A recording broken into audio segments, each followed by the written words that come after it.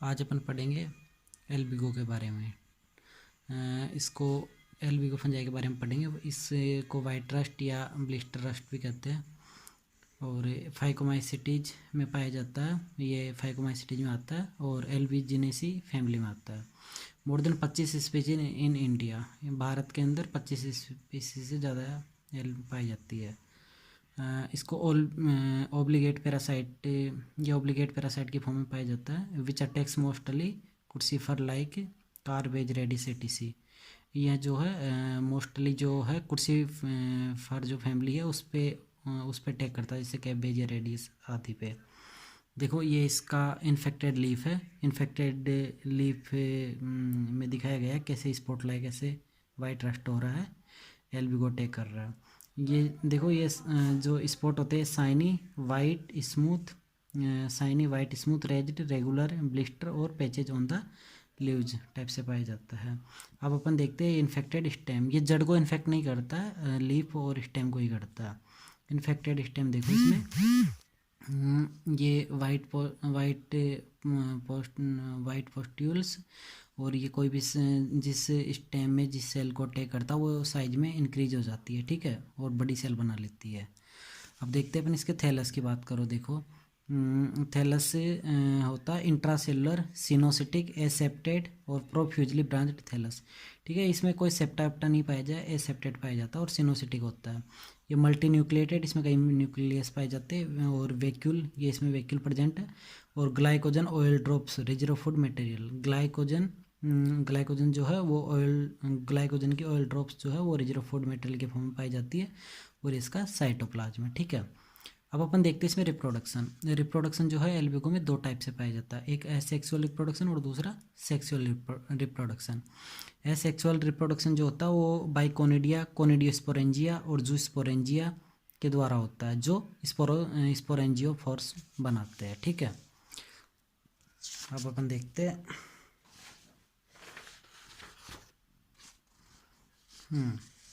ये देखो इसमें एसेक्सुअल रिप्रोडक्शन। ये जो है ये अपन लीफ का सेक्शन दिखाया गया है किस तरह से लीफ, ये देखो ये लीफ का सेक्शन दिखाया गया है किस तरह से अटैक करता है। वो देखो ये इसमें स्पोरेंजियोफोर है, जो ये स्पोरेंजियोफोर है लीफ में। ये बिल्कुल मतलब एपिडर्मिस से ऊपर की तरफ और उसके ऊपर स्पोरेंजियोफोर है जो नैरो थिक वाल्ड है और इसके ऊपर ये ऐसे सीरीज से चला जाता है, इसको स्पोरेंजिया चैन कहते हैं।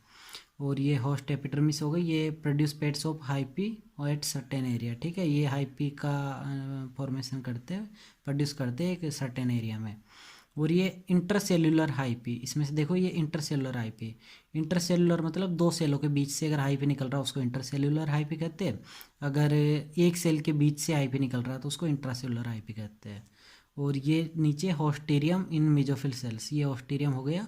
इसके बाद ये लोअर एपिडर्मिस हो गया, ठीक है। इस तरह से ये एल्बिगो का की लीफ का सेक्शन है, ठीक है। अब अपन देखते हैं इसमें ये स्पोरेंजियम कैसे बनता है, जो भी है। देखो इस तरह से ये थैलस ये स्पोरेंजिया होता है, तो ये यहाँ से मतलब अपना सिकुड़ना शुरू कर देता है और सिकुड़ के यहाँ पे एक कनेक्शन बना लेता है, ठीक है।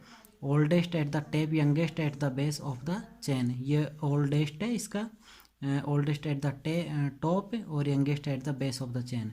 जो ओल्डेस्ट जो होता है ऊपर की तरफ होता है और नीचे की तरफ यंग होता है, ठीक है। ऐसे ऊपर से नीचे की तरफ ऐसे बनते हुए आते हैं स्पोरेंजिया। और ये sporangium cell small IP spherical lemon आदि।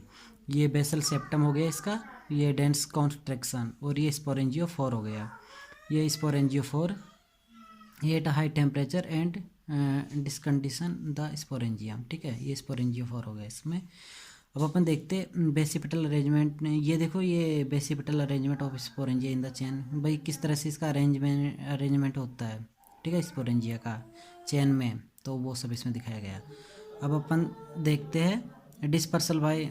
ये देखो इसमें क्या होता है, ये जो स्पोरेंजियम जो होता है ये इसमें ये ऊपर वाला जो है जो ओल्डेस्ट स्पोरेंजिया होता है ये किसी भी एयर या रेन के द्वारा अलग हो जाता है, ठीक है, कनेक्शन से अलग हो जाता है, जिसको ओल्डेस्ट कोनिडिया कहते हैं। ये जिलेटिनियस के मटेरियल से ढका होता है।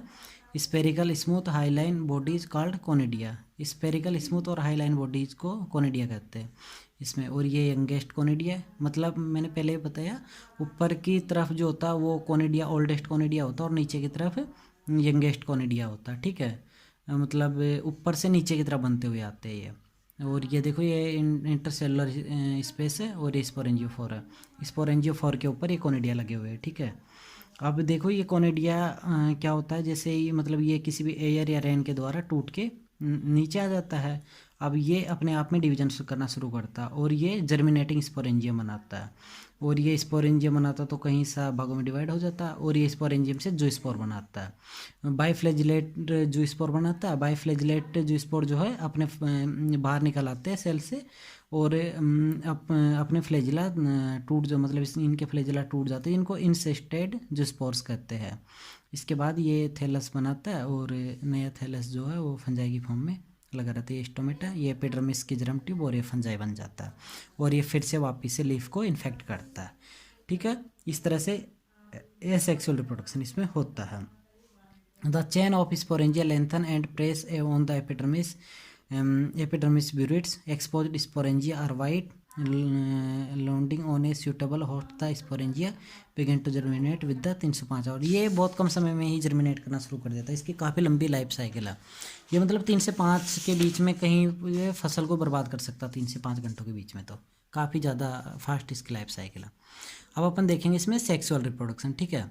सेक्सुअल रिप्रोडक्शन को देखो, जो कोनिडिया या होते हैं इनमें देखो एक उगोनियम का काम करता है और दूसरा एंथ्रेडियम का काम करता है। स्पेरिकल मल्टी न्यूक्लिएटेड उगोनियम बनाता है और दूसरा एलोंगेटेड कप शेप्ड स्ट्रक्चर का एंथ्रेडियम बनाता है। अब ये क्या करते हैं दोनों आपस में जाके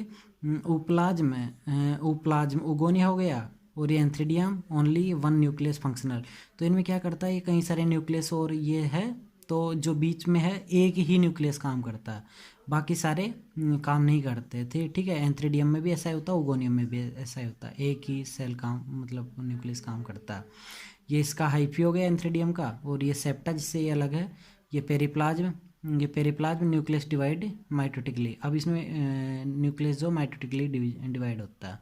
इसके बाद देखो ये जो है यहाँ पे दोनों आपस में चिपक जाते हैं और आपस में चिपकने के बाद ये इसकी तरफ ये अपनी सेल को इंक्रीज करता है, उसकी तरफ एंथ्रेडियम की तरफ उगोनियम उप्लाज्म वाला सेल, ठीक है।